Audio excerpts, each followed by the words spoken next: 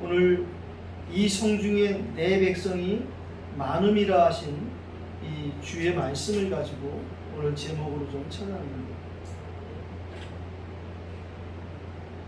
뭐 의미가 있겠죠. 그게 꼭 그 고린도 지역이어서가 아니라 하나님이 부른 사람들이 가는 곳에는 다 그런 응답이 있으리라고 생각합니다.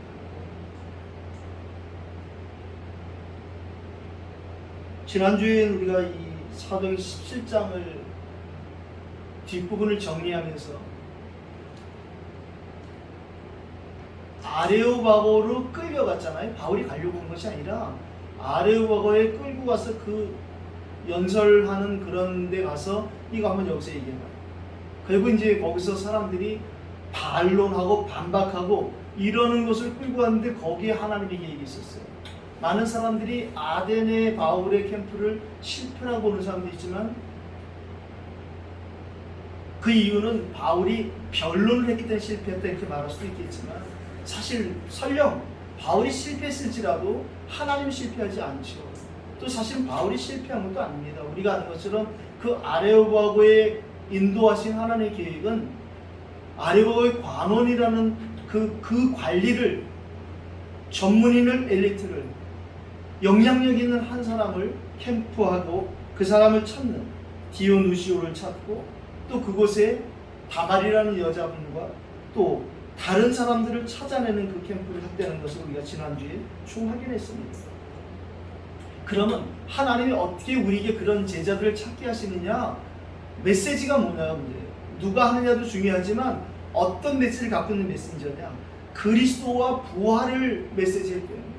하나님이 모든 것을 다 준비하시고 축복하시고 창조하시고 다 했는데 그것이 회복되는 길이 바로 그리스도요. 그 그리스도가 부활하심으로 이것이 시작이 되었다라는 이 원색 복음이 선포되었습니다. 지금도 사실은 이렇게 복음이 원색적으로 정리된 사람들이 많지 않습니다.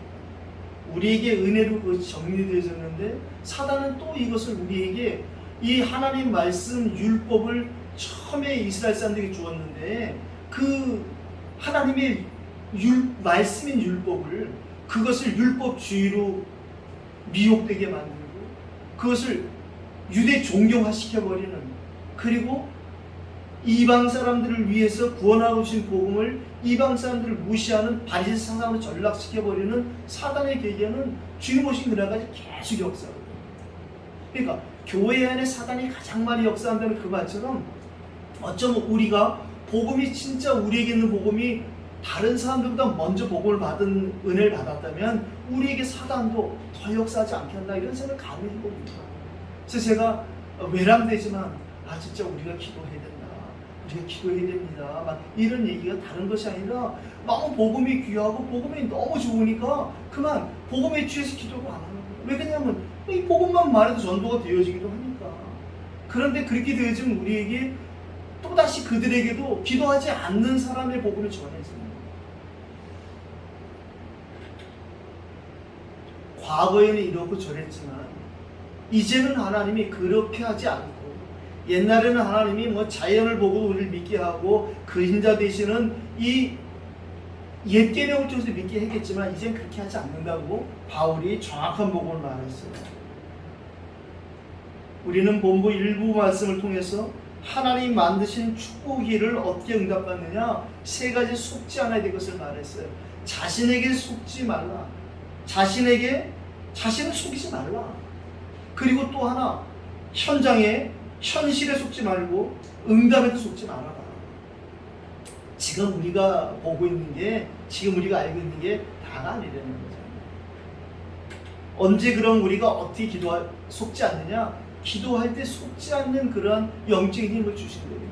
그럼 기도를 많이 하고 적게 하고 세게 하고 그런 차원이 아니라 나의 기도를 찾으면 되는 거예요.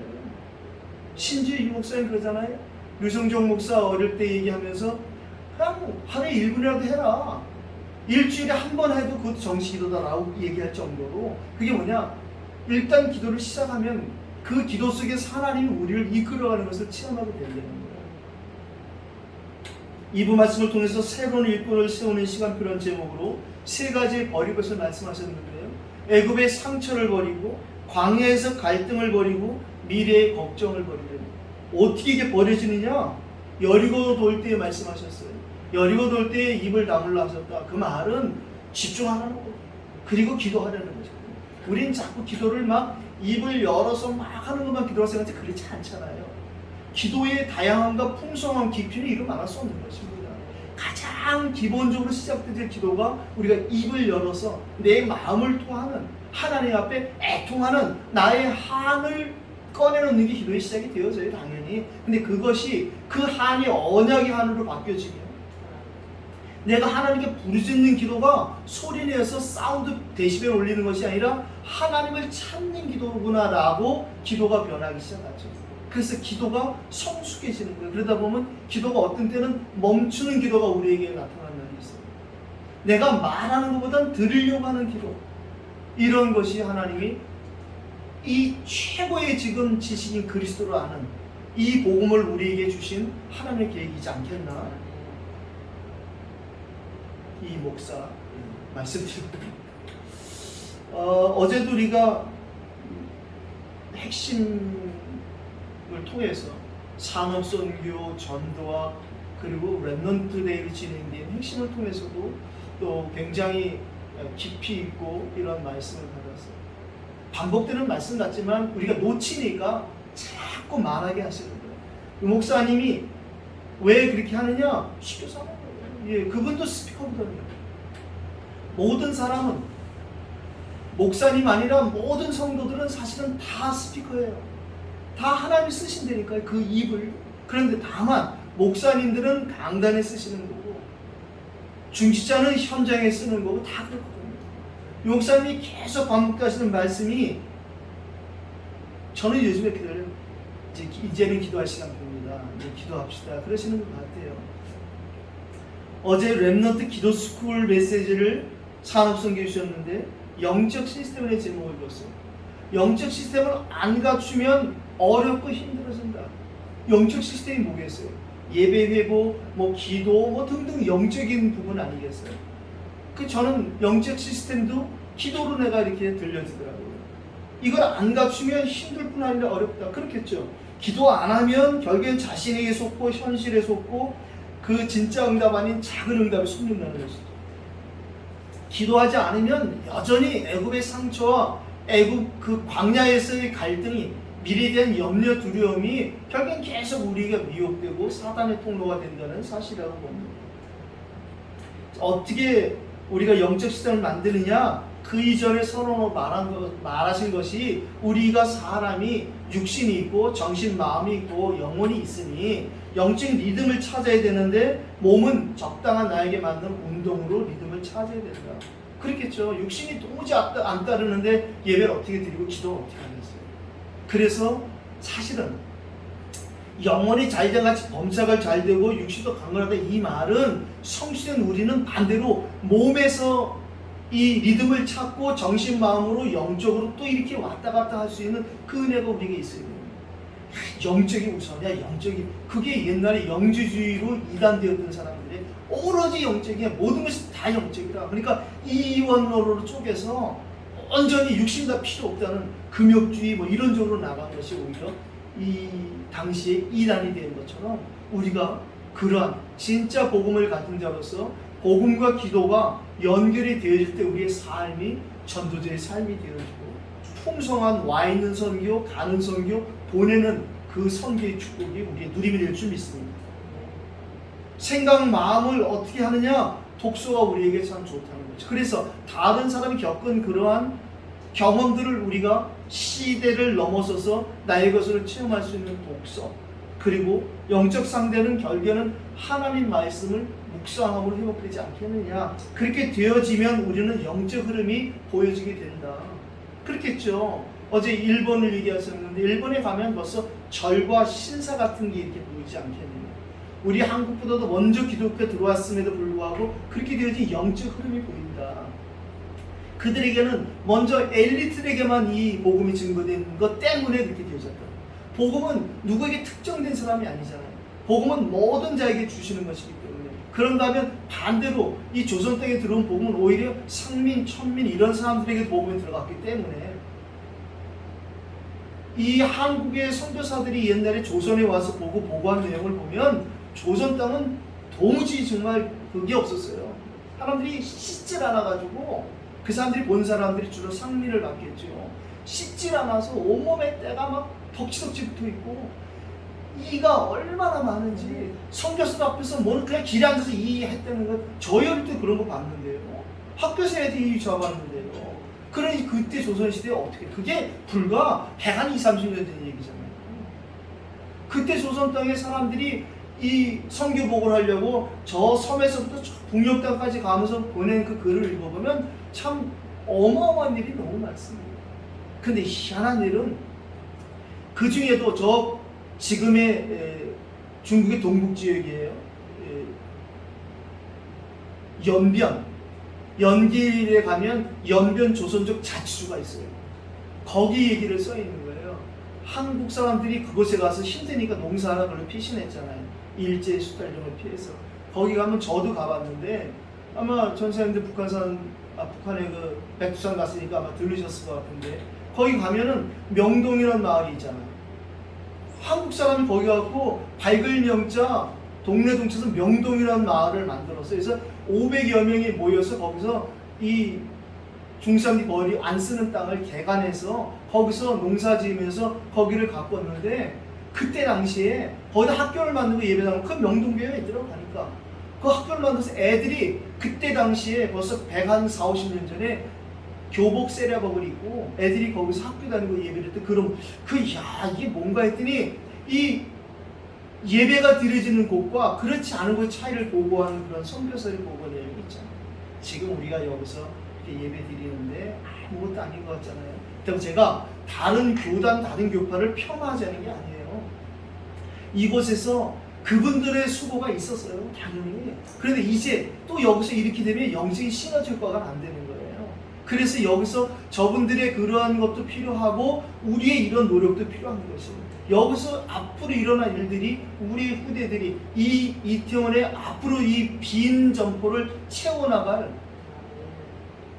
이 빈 점포를 지금 하나님은 기독교인들의 기도로 채워나가길 원하시거든요. 우리만의 기도가 아니라 이것이 상인들 중에 왕년의 교회를 다니다 그만뒀던 사람들 이제 어떻게 쓰는지 막 믿고 뭘 해보려고 하는 사람 기도로 하는 믿음으로 채워나가시는 거기에 우리 후대들이 또 영산업인들이 분명히 응답을 받을 지역이 될 것입니다. 전도하게 치유 전도 시대라는 제목으로 마가복음 16장 15절로 20절 말씀을 주셨는데 뭐 우리가 잘 아는 말씀이잖아요. 믿는 자에게 이런 표적이 따른다. 너희가 내 이름으로 귀신을 내어쫓으며 새 방언을 말하며 뱀을 집으며 어떤 독을 마실 때 해를 받지 않는다. 여기서 중요한 포인트를 말씀하시는 게 바로 예수 그리스도 이름으로 귀신이 쫓긴다는 것입니다. 예수 그리스도 이름으로 치유받는다는 것이에요. 그분은 하늘과 땅의 모든 권세가 갖고 계신 분이기 때문에 흑암 권세가 무너질 수밖에 없는 결과를 말씀해 주셨고 결국에는 제자들이 두루나가 전파할세 보좌에서 주께서 함께 역사했던 이 말씀을 보좌의 축복과 시공간의 초월과 237의 빛으로 이렇게 깔끔하게 또 연결 정리시켜 주셨어요. 결국에는 치유는 어떻게 되냐? 창조 원리로만 되어지는 거 아니겠느냐. 그래서 어떤 암 환자 얘기를 하시잖아요. 도저히 안 된다는 사람이 산에 가서 좋은 공기 먹고 좋은 물 마시고 좋은 음식 먹고 그게 일종의 창조 원리야 되겠네요. 어떤 사람이 그런 글을 썼더라고요. 과연 아담과 하와 시절에 베개가 지금처럼 높았겠느냐. 그래서 성경에 없는 얘기를 추측을 해서 얘기를 했는데 그 사람이 뭐 하는 사람이냐? 베개 만들어 돈 번 사람이에요. 그래서 결국에는 그렇다면 그 당시 자기가 이제 기도 중에 얻은 영감이고 은혜죠. 그렇다면 그때 아담의 팔을 하와가 베지 않았겠냐? 그 다음 하나님 우리의 주신 베개 사이즈는 그 정도겠다라고 해서 낮은 베개를 만들었는데 베개를 낮게 비니까 좋은 효과가 나타났어요. 근데 다 좋은 건 아니에요. 그러나 그 사람이 볼 때에 그것이 임상으로 증명이 된 거예요. 그 사람은 그 베개 장사를 하는데 돈을 벌었는데 그 사람이 기도하는 사람이 믿는 사람이 하나님 축복하신 거죠. 허황된 건 아니니까. 그러나 그분이 갖고 있는 창조 원리란 말이죠. 그러니까 어제 유 목사님 통해서 우리 주시는 창조 원리는 좋은 물, 좋은 공기, 좋은 음식 맞지만 진짜 창조 원리는 바로 영적인 힘이 창조 원리죠. 하나님의 형상이 회복되는 것이 가장 그거지. 뭐 하와가 뵀던 아담의 팔 사이즈가 얼마겠는가를 연구할 필요는 없지요. 핵심에서 렘넌트데이로 우리에게 말씀하셨는데 아브라함, 요셉, 모세, 여호수아, 갈렙, 사무엘과 다윗의 미리 누린 것을 얘기했어요. 이제 우리가 뭐 많이 들어서 알잖아요. 미리 누린 것 이러면 CBDIP의 D를 얘기하는 거구나, 드림을 얘기하는 것이구나, 24를 얘기하는 거구나, 이렇게 연결이 되어지게끔 하나님이 이제 계속 우리에게 듣게 하시는 거예요. 그러면 아브라함이 뭘 24시 누렸겠는가? 그럼 나도 24시 누릴 것이 있겠는데 나는 요셉처럼 어떤 꿈을 꾸는 자인가? 요셉이 올 때 그 형들이 저기 꿈꾸는 자가 오도다 이렇게 하는 말처럼 나를 볼 때 사람들이 혹은 하나님이 볼 때 나에게 저놈이 진짜 내가 좀 꿈을 꾸고 있는가? 뭐 이런 생각을 우리가 좀 한번 해봐야겠다, 그런 생각을 하면서 어제 말씀 받았는데요. 오늘 우리가 이 고린도 캠프를 통해서 오늘 우리에게 진짜 아브라함이 생각을 바꿔서 롯이 아브라함과 헤어진 이후에 동서남북을 바라보라, 그 말씀을 받았잖아요. 종과 행으로 행하여 보라. 결국엔 그 언약을 잡고 마무리 상수리 숲을에서 단을 쌓았단 말이에요. 기도가 뭐냐? 하나님의 말씀을, 오늘 바울이 하나님의 말씀이 붙잡힘에 이 말씀이 언약이 있는 사람이 무릎 꿇는 게 기도랍니다. 그런데 우리가 자꾸 사람이 어떻게 합리적으로 아주 기가 막히게 속이냐면 그래 기도하래잖아, 그럼 바로 기도하는 거예요. 근데 사실 기도는 바로 기도하는 게 맞지만 이렇게 우리에게 기도할 수 있는 언약을 주신단 말이죠. 오늘 우리에게 오늘 이후에 우리가 기도해야 될 언약이 아브라함처럼 우리에게 임하길 바랍니다. 그래서 요셉처럼 진짜 꿈을 꾸는 자가 되기를 예수 그리스도 이름으로 축복합니다. 모세가 계속 24시 꿈을 꾸는 것이 어느 날 생기기 시작했어요. 하나님께서 나를 애굽의 왕자로 보낸 것이 바로 이것이었구나라는 것이 깨달아지는 것은 나이 80하고는 상관이 없는 거잖아요. 우리의 실패하고는 상관이 없다니까요. 오히려 뭐 이제 도쿄올림픽 시작되었는데 예전에 보면 어떤 한 분야에 성공한 사람들, 운동선수들이나 발레리나 뭐 이런 사람들, 특히 축구선수 이런 사람들 발을 보고 손으로 하는 사람들의 손을 보면 뭐 그 상처가 굳은 살이 다 배겠잖아요. 그것처럼 우리의 지난날 모든 상처가 다 영적인 굳은 살이 되어서 일치월장할 수 있는 응답이 반드시 우리에게 시작되길 바랍니다.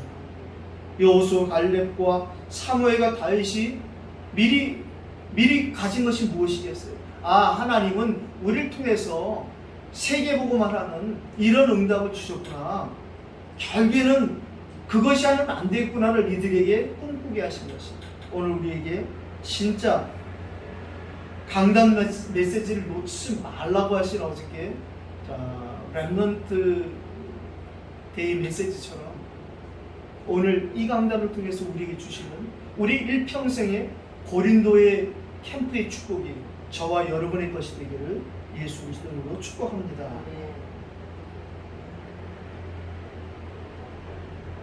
고린도라는 그 도시가 어느 정도 타락한 도시냐면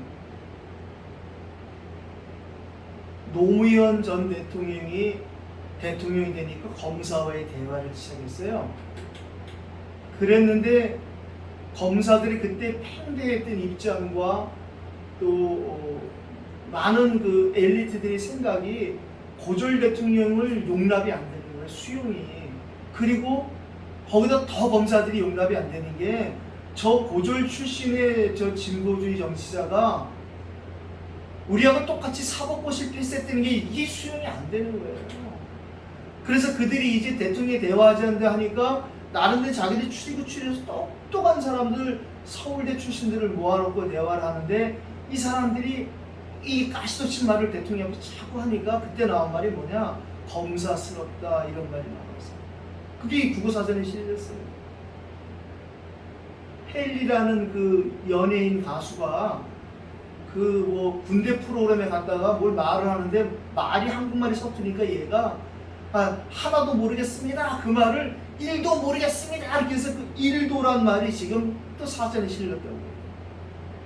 오늘 제가 이 얘기를 하냐면 고린도라는 이 도시가 얼마나 타락됐는지 고린디 아조마이라는 이 헬러 단어가 이후에 파생이 되어졌는데 고린디 아조마이라는 이 단어는 창기 노릇하다라는 단어로 그만큼 이 고린도 지역에 그 창녀가 많았어요. 근데 여기서 얘기하는 건 지금처럼 성매매하는 그런 창녀가 아니라 우상을 섬기는 그 당시에 우상들을 섬기는 그 신전에 그 시녀들이 있었는데 그래서 이제 다시 돌아가자면 이 얘기가 라합이 기생이란 이 말을 그 김성일 장로가 쓴 책에 보면 땅끝까지 뭐라고 그랬어요 제목이. 예, 그 책에 보면은 그 이런 거에 근거해서 그 당시 라합 시대에 드렸던 우상제 거기 이 사람이 기생이 아니라 자기가 나름대로 책을 보고 연구하고 원어를 연구해 보니까 그런 우상 신전의 여 제사장이 아니었겠는가? 아니면 거기서 그런 해서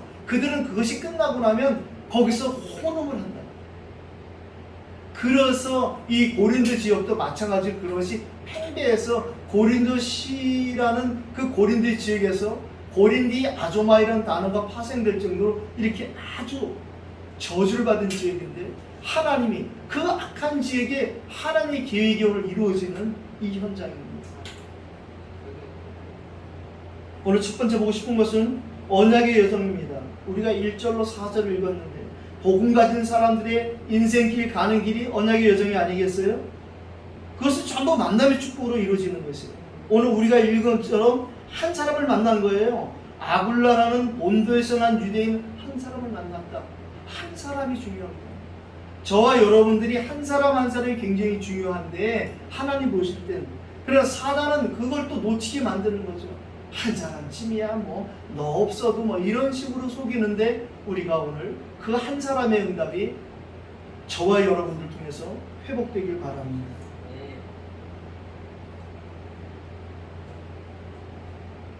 오늘 이 한 사람 아굴라를 통해서 브리스가까지 포함된 이 부부와 사명자 부부와 이 중주자 부부와 전도사 바울이 만났어요. 우리가 잘 아는 것처럼 이들이 여기 오게 된 것이 이제는 소개되잖아요. 글라우디오 황제가 AD 49년에 모든 유대인을 다 이 로마에서 쫓아낸 추방령을 내렸단 말이에요. 글라우디오 황제가 이렇게 될 수밖에 없었던 것은 그 당시에 로마에 약 4만에서 5만 정도 되는 기독교인이 있다고 해요. 그러니까 그 기독교인들 때문에 로마인들의 그것이 굉장히 하니까 이 사람이 원래 황제가 될 수 없었던 사람인데 전임 황제가 독살되면서 그 커튼 뒤에 숨어있던 다리 저는 장애인이 이 글라우디오거든요. 그러니까 그때에 이들을 살해하고 그 정권을 붙잡고는 늘상 대통령이 아니잖아요. 그 정권을 붙잡고는 세력들이 있거든요. 우리나라도 보수 진보로 되어지는 이 뒤에 뭐가 있거든요. 그들이 세우기를 이 약한 사람을 세웠단 말이죠. 그러니까 이 사람이 자기 뜻대로 정치하는 게 아니잖아요. 그래서 그 자기를 왕으로 세운 이 사람들이 요구대로 들을 수밖에 없었는데 이 유대인들을 기독교를 다 쫓아냅시다 하는 이 말을 들어서 이 쫓아난 거예요. 근데 4만에서 5만 명 되는 쫓겨난 그리스도인 중에서 유독 이들이 하나님께 쓰임받았다는 것이 대단한 거거든요. 그러니까 지금 우리가 많은 사람을 찾지 못하는 거에 실망하거나 낙심할 필요 없어요. 그렇다고 우리가 뭐 막연하게 장난처럼 해서 인생 한 방이야 그런 얘기하는 게 아니잖아요. 유 목사님 가끔 얘기하잖아요. 탈북자 얘기할 때 저기서 탈북자 100명 넘고 1000명 넘은 그 중에 사명자 한 사람이 숨겨서 온다는 것처럼 이 편지에서 우리에게 지금 그래서 하나님이 기다리게 하십니다. 먼저 우리 자신이 먼저 하나님께 부름받았다는 이 제자 마인드가 생기길 원하는 거거든요. 그래서 우리에게 이 사도행전을 통해서 그 담의 세계에 아나니아의 응답이 보여질 때 바울을 보내는 것이 아니겠느냐 이런 응답을 주시고 이제 우리를 여기까지 이끌어오셨어요. AD 49년 내린 추방령은 AD 55년에 이 글라우디오 황제가 죽음으로 그것은 추방령은 철회되고 다 돌아오라고 그랬어요. 그래서 이 브리스가가 로마로 돌아가는 거예요. 그러니까 하나님은 이 글라우디오 황제를 통해서 5년간의 고린도 캠프를 하고 고린도에서 바울을 만나게 하는 거예요. 그런데 우리가 다음 주에 보겠지만 이 고린도 18장 18절에 보면 이제 바울이 에베소주로 갈 때에 이 부부랑 같이 간다니까요. 26절에 보면 같이 에베소에서 사역하는 모습이 나와요. 제가 이 말씀을 묵상하면서 그래, 하나님이 장춘에 보내시고 장춘에서 그렇게 하시고 또 여기 와서 하고 이런 저런 제 이렇게 목회 여정과 어떤 사역을 이렇게 보면서 실패한 것 같고 잘 안 된 것 같지만 그게 다 헛된 것이 아니겠다. 제가 잘 입에 올리지 않는 미국 사역이라든가 이런 거 볼 때도 그런 게 과연 내가 볼 때는 상처가 되고 있겠지만 그렇진 않겠구나. 그런 생각도 한번 해봤습니다. 오늘 우리는 이 에베네셀의 하나님의 1절 2절까지 봐야겠는데요. 지금까지 여기까지 브리스가 부부의 인생을 인도하신 하나님, 저와 여러분의 인생을 여기까지 인도하신 그 에베네셀의 하나님을 우리가 인정할 때에 그때 우리는 이 브리스가 부부에 주셨던 이 축복이 우리 응답될 것입니다. 로마서 16장 3절로 4절을 보면 이제 로마에 돌아가서 바울과 함께 로마 사역을 했던 이 브리스가 부부의 기록이 이렇게 적혀 있잖아요. 너희는 그리스도 예수 안에서 나의 동역자들인 브리스가와 아굴라에게 문안하라. 그들은 내 목숨을 위해 자기들의 목까지 내어놓았나니 나뿐 아니라 이방인의 모든 교회도 그들에게 감사하느니라. 로마서 16장에서 우리가 흔히 하는 말이 보호자 베베, 동역자 브리스가, 십주인 가요 이렇게 얘기하잖아요. 사실은 이 아굴라 브리스가 부부에게는 이 모든 것이 다 합쳐진 거예요. 목을 내어놓고 보호했던 사람은 보호자 앞에 뭘 더 붙일 정도로 베베와는 또 다른 차원의 보호를 주의 종의 보호자가 되는 거예요.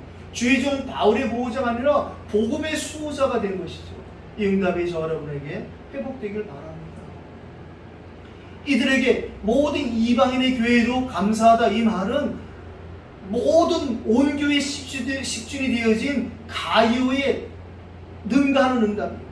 우리가 사도행전 16장을 통해서 루디아라는 사람이 빌립보 교회를 세운 일에만 국한된 것이 아니라 그의 직장이 일터가 두아디라 시에 살면서 빌립보에서 장사하는 사람으로 확인했잖아요. 그럼 이 사람은 빌립보 교회를 세운데도 쓰임받음을 우리가 빌립보서 통해서 잘 알고 있잖아요. 이 사람은 에베소의 교회가 세워지는 그 두아디라시, 소아시아 7교회 중에 하나인 두아디라시의 그 교회가 세워지면서 분명히 쓰임받았겠다, 영향을 주었겠다 이 생각하는 거예요. 그럼 오늘 브리스가 부부가 다음 주에 볼 18장 18절부터 에베소 캠프를 같이 했는데 이들은 고린도 교회만이 아니라 에베소 교회도 쓰임받았겠다. 저와 여러분들이 오늘 우리가 이 지역에서만 쓰임받는 게 아니잖아요.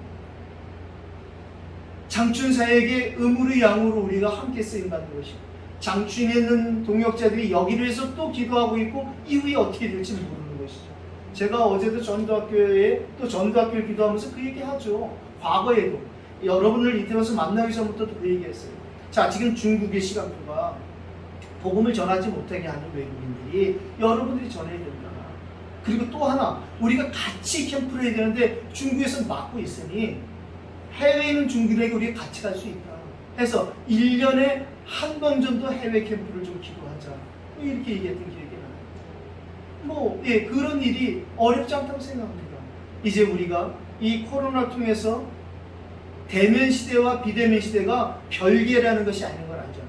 이렇게 비대면으로 되어진 것이 이후에 대면으로 되어지는 것이고 대면이 나중에 비대면으로 더 깊이 있게 연결되어지는 그런 것이 우리 앞에 바로 응답이라고 생각합니다.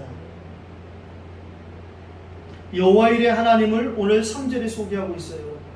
하나님이 다 예비하신 거예요. 지금 이걸 갖고 자비랑 성교다 그렇게 얘기하는데 그럴 수도 있겠지. 그러나 하나님이 그렇게 예비를 하셨다는 거예요. 이들을 부부와 함께 같이 함께 살며 일을 하니 이 말은 육신적으로 한 곳에 살며 같은 일을 했지만 그걸 통해서 영적으로 함께 갈 방향, 좀 전에 제가 읽어드린 로마서 16장 3절로 4절 같은 하나님의 그 계획을 비전을 두고 하나님이 이렇게 시작을 하게 하십니다. 농부가 사과 안에서 씨를 보면서 사과 씨를 쪼개서 먹는 사람 다 뱉어버리는 씨를 꺼내보면서 이 사과 씨를 통해서 내년에 이 사과를 심으면 내년에 날 사과가 지금 열리는 사과를 어떻게 하면 더 좋은 사과가 날 것인지를 바라보는 것처럼 우리에게 오늘 이 사도행전 18장을 통해서 저와 여러분의 고린도 캠프가 꿈으로 꾸어지는 그 꿈꾸는 자가 되기를 예수 이름으로 축복합니다. 결국에는 하나님 모든 것을 다 준비하셨다는 여호와의 이 하나님이 우리에게 회복이 안 되시면 우리를 승리케 하시는 여호와의 니시의 하나님, 우리를 치유하시는 여호와 라파의 하나님, 세상에 줄 수 없고 뺏어갈 수 없는 참된 평안과 평화를 주는 여호와 샬롬의 하나님, 언제나 우리와 함께하는 여호와 삼마의 하나님은 또 요원해지는 것입니다. 그런데 이 여호와 하나님이 이렇고 저렇고 또 하는 게 시작이 어떻게 되느냐? 나는 시작이요 나중이니 나는 처음이요 끝이라고 말씀하신 우리 주 예수 그리스도로 말미암아 시작되어야 된다는 이 복음이 우리에게 하나님의 은혜로 깨달아지게 되었다는 것. 오늘 우리가 찬송한 97장 찬송이 누가복음 마리아가 천사를 만나는 그런 부분에 중요한 성경을 가지고 거의 성경 내용을 쭉 말하죠. 결국엔 하나님 말씀, 대저 여호와의 말씀은 능치함이 없다라는 그 하나님, 이게 하나님 말씀이다라는 그 하나님 말씀이 전달될 때 마리아가 예전 성경에는 주의 계집종이오니 지금 성경에는 주의 여종이오니 천주교들이 이거 알면 기겁할 일이죠. 그래서 하나님 말씀에 감동되니까 주의 뜻이 내게 이루어지리라. 우리가 왜 주일 강단이 소중하느냐? 한 주간 내내 흩어지는 교회에 응답받을 모이는 교회에 주시는 이 메시지가 우리에게 하나님이 강단을 통해서 선포되어진 그 말씀이 성취될 언약의 말씀이 맞다면 그 말씀이 우리에게 감동을 아, 저게 내게 주시는 말씀이구나. 그 3, 40분의 메시지 중에서 그 중에 특히 하나라도 우리에게 붙잡히는 그거를 우리가 놓쳐서는 안 돼요. 그 하나로부터 시작되지는 것이죠. 오늘 바울이 하나님 말씀에 붙잡힘의 이 말이 저와 여러분의 것이 되기를 예수 이름으로 축복합니다. 결국에는 4절을 읽었는데요. 안식일 받아 바울이 회당에서 강론하고 유대인과 헬라인을 권면하니라. 이제 바울에게 회당 캠프가 계속 지속되는 거예요. 나의 회당을 우리에게도 준비하고 계실 것입니다. 이것이 뭐 꼭 어떤 사람은 대학교다, 뭐 어떤 사람은 학교다, 어떤 사람은 어디다 말하는데 뭐 그건 별 관계가 없어요. 큰 의미를 생각하면 돼요. 예, 이태원의 회당, 이곳의 유일한 기술 가르치는 그 대학, 폴리텍 대학, 옛날 지금 정수학원인가 그랬죠. 예, 저 폴리텍 대학도 회당일 수 있어요. 그런가 하면 순천향병원도 해당이 될 수 있겠죠. 사람이 모이는 용산구청도 해당이 될 수 있어요. 우리에게 나의 회당, 우리 회당이 찾아지는 게 중요하다고 저는 생각합니다. 그리할 때 하나님이 그 회당에 문도 여실 것이고 오늘 이 본문에 등장하는 회당장 소스데네와 회당장 그리스보 같은 만남의 축복도 주시리라고 확신합니다. 오늘 두 번째 보고 싶은 것은 우리에게 영적인 팀워크가 회복될 때에 하나님의 말씀에 붙잡히는 은혜의 말씀을 우리가 5절로 8절을 읽었습니다. 오늘 5절 보니까 실라와 디모데가 마게도냐로부터 내려오매 실라와 디모데가 드디어 고린도에서 합류하는 거예요. 이제 이들이 영적인 팀워크가 되어서 이 사역자 바울을 위해서 조장 역할을 하고 또 뭐 EBS 요원을 역할을 하든지 이 영적인 팀워크가 이루어질 때에 의미가 있는데요. 세 사람이 팀워크가 이루어질 때에 이렇게 제가 착각을 될지 모르겠습니다. 이렇게 되어질 때에 그때 사역자 바울에게 하나님 말씀이 그를 사로잡는 일이 생겼단 말이죠. 그 말은 뭐냐면 이 말씀을 꼭 전하라 하시는구나. 다른 거가 아니라 변론이 필요 없고 서론, 변론 다 필요 없고 그냥 아예 바로 그냥 본론 들어가지는 거예요. 그래서 그가 오늘 고백하기를 복음을 증거하는 거예요. 예수는 그리스도랍니다. 그렇게 복음을 전하니까 반응이 나오잖아요. 반드시 복음은 들을 자가 나오고 반대하는 자가 나오는 거예요. 그때에 이 바울도 인도받았어요. 그렇다면 나는 이제 복음 받을 이방인에게 가는 것이 하나님 내게 원하시는 것을 깨닫고 그가 7절에 있는 말씀처럼 하나님을 경외하는 디도 유스도라 하는 사람의 집에 들어갔답니다. 이 말은 회당에서 실패하고 가는 것이 아니라 회당에서 응답받고 가는 거예요.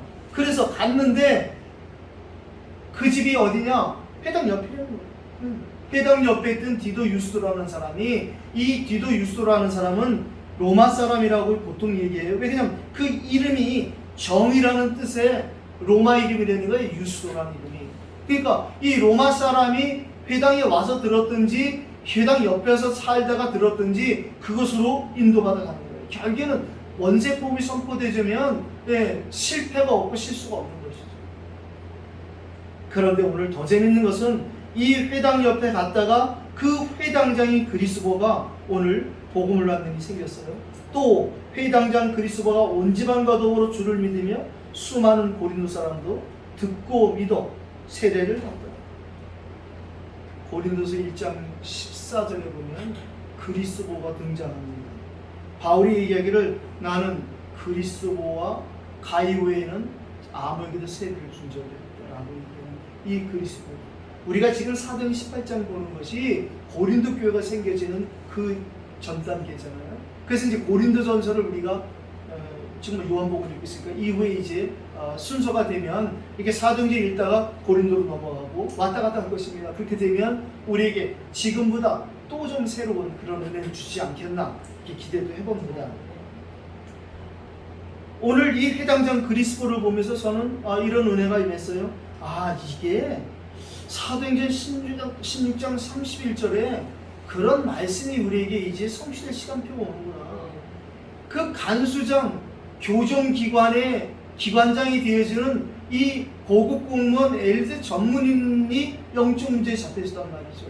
아니 죄인 나갔다고 자살하려드는 이러한 상황에 있는 사람에게 복음이 증거되고 그와 그 집이 구원을 얻게 되었어요. 다시 말하면 귀신을 점치는 여종 하나 세가족을 통한 세가족 사역의 문이 여기까지 연결되는 것이죠.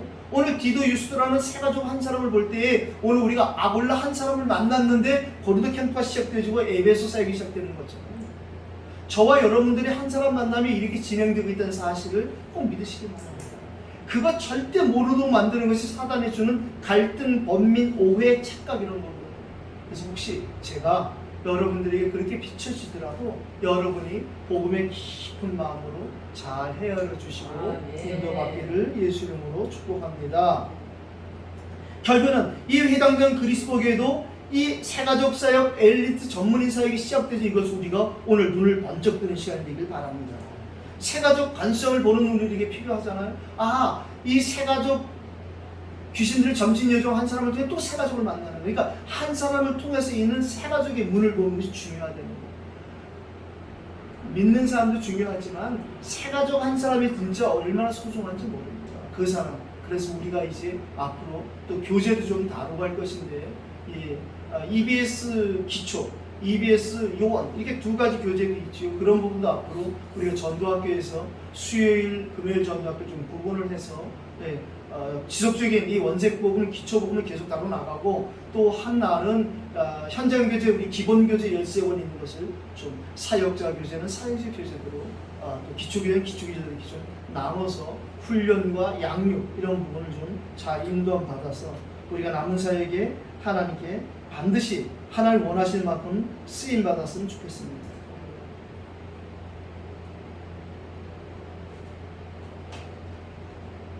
오늘 이 바울이 예수 그리스도의 이 복음을 선포한 이 일을 통해서 우리는 진짜 우리에게도 하나님 말씀이 우리를 사로잡는 은혜가 시작이 된 것을 믿으시기를 예수 이름으로 축원합니다. 오늘 세 번째로 볼 것이 바로 9절로 11절입니다. 오직 그리스도의 복음은 그냥 갖고 있는 것이 아니라 선포한다는 말은 떠든다는 게 아닙니다. 복음은 증거하는 것이고 선포하는 것이지 설득하거나 달래주고 막 그러는 것이 아니거든요. 그러니까 이거를 오해하니까 우리나라 아주 이상한 사이비단 비슷한 단체가 하나 있는데 그 단체는 지금도 본고차에다 스피커 달고 멸공 진리 뭐 이런 얘기 이렇게 스피커 틀고 하는 사람들이 있어요. 제가 몇 번 말씀드렸지만 감리교 부흥사 출신의 그 사람도 이게 요한이라 되는 것 같은데 이 요한이라는 목사가 어느 날 이제 귀신 들렸어요. 목사가 귀신 들리냐? 들릴 수 있죠. 원래부터 안 믿던 사람이니까. 이 사람이 귀신 들려서 자기 이름을 이 외자로 바꿨어요. 우레의 아들이라고. 성경을 보니까 요한이 야고보와 더불어 보아에게 우리의 아들이라는 게 자기 이름을 외자로 바꿨어요. 우리의 아들이라는 거죠. 보아너게로 안 바꾼 게 다행이다. 그래서 이 사람을 추종하는 무리들이 저 계룡산에 도 닦는 그을로 들어가서 뭐 집성처를 이루고 거기서 이 사람들이 생활했잖아요. 이 사람이 어떻게 성경을 그 당시에 묘하게 교묘하게 풀었느냐? 봐라. 에레미야가 내가 뭐를 보느냐? 예, 가바수를 보나이다. 그래서 북이스라엘과 남유다, 북한과 남한으로 성경을 그 관점으로 쪼개나가는데 신앙민들의 그 한이 귀신이 확 들리니까 막 이 사람이 구세주예요. 그 이 사람이 목욕하다가 한여름에 이렇게 삼복더위에 죽었는데 물이 깊지도 않았다는 거예요. 하나님이 죽인 거죠, 제가 볼 때는. 그 이 사람이 부활할 것이라고 그래서 이 목사님도 언젠가 예언을 한번 하시던데 그 시체를 거기에 원래 도사들이 모여 사는 동네거든요. 한여름에 삼복더위에 3일 후에 부활한다라는 그 말을 누가 또 얘기해가지고 거기서 3일 동안을 시체를 놔뒀는데 뭐 구더기에 팔이 끓어서 난리가 났죠. 그래서 경찰이 와서 치웠다는 한국 부끄러운 교회사가 남아있어요. 그 사람 일회자가 죽은 이후에 그들의 그 파가 나눠졌는데 지금도 그 중에 한 파가 큰 파가 노량진파라고 노량진의 교회가 있어요. 그들이 지금도 본고차 끌고 다니면서 얘기하니까 멸공진리, 반공이 우선이다 매겨가면서. 한때는 그게 반공국시로 삼을 때는 나라에서 기특한 놈들 이런 적도 있었어요. 우리가 복음을 모르면 그런 상황이 되어진다는 것입니다. 오직 복음을 선포한다는 이 말은 시끄럽게 떠들어라 이 말이 아니거든요. 복음은 우리 들을 사람에게 선포되어지게 돼 있고 속으로 말했고 예수님이 말하잖아요. 너희가 귓속으로 한 말이 어떻게 되는지 봐라. 우리가 복음은 반드시 들을 자에게 선포되게 있고 마귀에게 선포되게 되어 있다는 이 사실 오늘 꼭 믿으시기 바랍니다. 예레미야가 어느 날 이렇게 말했어요. 예레미야 20장 9절에 도저히 자기가 이게 복음을 전해도 뭐 이게 도대체 악인들이 강대국들이 이렇게 쳐들어오고 이러니 이제 나는 더 이상 복음을 말하지 말아야겠다라고 자기가 나름 틀린 결단을 했을 때에 하나님이 자기의 감동된 글을 예레미야 20장 9절에 이렇게 말하고 있어요. 내가 다시는 여호와를 선포하지 아니하며 그의 이름으로 말하지 아니라 결단을 했단 말이죠. 그때에 나의 마음이 불붙는 것 같나니 불붙는 것 같아서 골수에 사무치고 답답하게 견딜 수가 없다는 거예요. 하나님 말씀을 맡은 자는 이런 심령이 되어져야 당연한 거 아니겠어요? 바울은 디모데에게 보내는 디모데후서 2장 4절로 1절 2절에 우리가 잘 아는 것처럼 하나님 앞과 산자와 죽은 자를 심판하시 그리스도를 앞에 두고 내가 너희에게 명하노니 너는 말씀을 전파하라. 때를 얻든지 못 얻든지 꼭 말씀을 전파하라. 다만 스스로 경책하며 경계하며 권하라는 거예요. 이 말은 기도하면서 말씀을 전하라는 거예요. 말씀을 선포하라는 거예요. 베드로 사도도 성령의 강림과 성령의 인도하심 말씀에 붙잡혀서 변화된 제자 베드로가 되니까 베드로서 2장 9절이 우리에게 말해요. 알고 보니까 우리는 왕같은 제사장이요 거룩한 나라요 그의 소유된 백성이라. 우리를 어두운 데서 불러내어 그의 기이한 빛에 들어가 있는 자의 아름다운 덕을 선포라고 부르신 것이 아니겠느냐. 오늘 진짜 우리 계신 복음이 선포란 말이 무엇인지 우리 안에 계신 성령의 그 지혜와 깨달음으로 나의 복음, 나의 선포, 대상, 시간표 모든 것이 보여지는 그 은혜가 은혜 위에 은혜로 쌓여진 시간이 되길 바랍니다. 두려워하지 말고 침묵하지 말고 말하라 막 떠들는 말이 아니잖아요. 오늘 이걸 우리가 선포라는 단어로 잘 이해했으면 좋겠어요. 반드시 왜 제목처럼 이 성중에 내 백성이 많음이라. 너를 통해서 복음을 들을 자가 있고 너를 통해서 복음을 받을 자가 있다는 거예요. 그래서 드디어 하나님 정해주신 시간표 11절의 말씀처럼 1년 6개월을 머물며 그들 가운데서 하나님의 말씀을 가르칩니다. 말씀 운동이 시작되기 때문에 하나님 말씀이 운동이 되어야 되거든요. 그래야 운동력 있는 그 말씀이 되어지는데 말씀이 운동이 아니라 자꾸 지식 자랑이 되어져 버리니까 이게 또다시 유대인들의 실수가 우리에게 반복되기를 사단이 계속 누린단 말이죠. 그래서 우리가 겸손하게 성경 읽기를 시작한 것도 참 감사합니다. 그렇다면 우리가 또 개인적으로 성경 읽는 시간이 회복되어진다면 하나님 말씀, 하나님이 얼마나 기뻐하실까 그런 생각이 듭니다. 이거 지금 율법적으로 말하는 게 아닙니다. 그렇죠? 오늘 결론 내리겠는데요.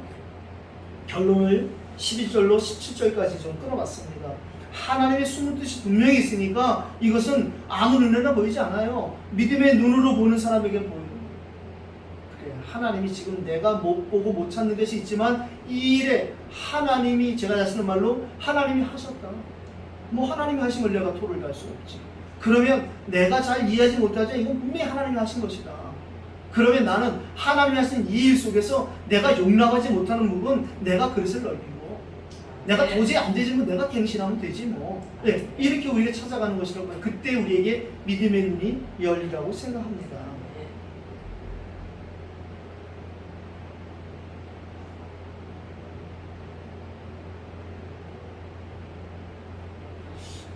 핍박이 시작이 되었어요. 뭐 핍박은 당연한 것이고 제가 오늘 결론을 당연 필연 절대로 이렇게 좀 나눠봤는데요. 그렇죠. 우리가 복음을 선포하면 반드시 당연한 핍박이 오게 되어 있고요. 또 필연적인 그러한 사단의 계획을 넘어서는 하나님의 역사가 따라오게 되어지며 이게 그렇구나 라고 믿어지는 우리에게 그러한 절대의 은혜가 우리에게 회복되는 것입니다. 오늘 당연한 핍박이 시작이 되었어요. 12절에 보니까 이제 아가야와 고린도 지역은 좀 거리가 떨어져 있죠. 주보 뒤에 보면 지도를 잘 보면 고린도와 아가야는 그 작은 지도로 봐도 좀 떨어져 있어요. 예. 그런데 그 고린도에 시작되진 이 복음이 이제 아가야에서 총독이 된 사람들이 바울을 끌고 법정으로 갔다는 거예요. 그런데 아레오바가에 그 갔을 때에도 거기 하나님의 계획이 있는 것처럼 이 갈리오 총독에 끌려온 이 법정에서도 하나님의 계획이 찾아지는 거예요. 핍박이 시작같지만 여기에 반드시 하나님의 당연한 시작이고 필연적인 시작이 되어지는 것이에요. 아가보에도 캠프가 되어지는데 그냥 거기 가서 바울은 그냥 갔다 온 거예요. 그냥 끌려갔는데 거기 하나님이 그 아가의 총독인 갈리오를 통해서 하나님이 말씀하시잖아요. 야, 니네가 이 하는 말이 별 쓸데없는 건데 14절, 15절에 13절에 이들이 고소하는 내용을 듣고 나서 이 갈료가 말하잖아요. 만일 이것이 바울을 니네가 고소한 일이 바울이 무슨 부정한 일이나 불량한 행동이었으면 내가 너희들 말을 들어서 재판하겠는데 15절에 문제가 언어와 명칭과 너희 법에 관한 것이면 네가 스스로 해. 왜 나한테 일을 갖고 와? 아예 바울이 입을 열어서 뭘 말하려고 하는데 그냥 그걸 안 주는 거예요. 그러니까 우리가 향이 있으면 기도하고 있으면 하나님이 오늘 주로 우리가 이 부분을 보면서 여호와일의 하나님을 에베네셀의 하나님을 보면 그 이후에 하나님이 어떻게 하신지를 쭉 이렇게 우리가 영적인 흐름을 보게 되어집니다. 우리가 당연한 하나님의 이 시간표를 보게 되시면 필연적인 하나님의 역사도 만나게 되어진다는 것이죠. 오늘 꼭 우리의 결론적인 결론을 붙잡아야 될 것은 바로 하나님의 절대 계획입니다. 오늘 회당장 소스데네가 등장합니다. 그랬더니 엄한 일이 생겼어요. 그래서 그들 법정에 쫓아냈더니 이 밑도 끝도 없이 뜬금없이 모든 사람이 이 소스데네를 그리스도 다음으로 세워진 회당장이라고 보통 이야기하는 또는 그 근처에 있던 다른 회당의 회당장이라도 이야기하는 회당장 소스데네를 잡아다가 법정 앞에서 때리기 시작했다는 거예요. 그 갈료가 그 일은 상관하지 않았다는 거예요. 소스데네를 하나님께서 우리에게 또 다른 성경에서 소개하고 있어요. 소스데네는 고린도서 1장 1절 시작할 때 우리에게 나타나고 있습니다. 고린도서 1장 1절을 보면 하나님의 뜻을 따라 그리스도 예수의 사도로 부르심을 받은 바울과 형제 소스데네. 소스데네가 왜 여기서 유대인들에게 두들겨 맞는 데 내용은 우리가 유추해 볼 수 있어요. 그가 바울을 보호했든지 바울을 숨겨줬든지 뭔가 바울 편에 복음 편에 섰기 때문에 유대인들이 바울을 어떻게 못하고 대신에 뻥 대신 닭으로 소스대를 두들겨 팼을 수도 있어요. 네가 어떻게 이럴 수 있겠느냐. 그런데 그때 바울은 마치 이 예수님의 십자가를 억지로 지고 왔던 구레네 시몬의 자녀들과 그의 어머니가 어떻게 된 것을 우리가 알듯이 복음을 위한 이런 일은 우리를 부를 때에는 어떤 사람 암으로 부를 수 있어요. 어떤 사람은 이혼으로 부를 수 있어요. 어떤 사람은 뭐 부도로 부를 수 있어요. 그러나 그건 시작이고 진짜는 그 뒤에 있잖아요. 저와 여러분이 여기서 이렇게 되는 사역이 이후에 어떻게 될지는 그건 하나님이 하실 일이고,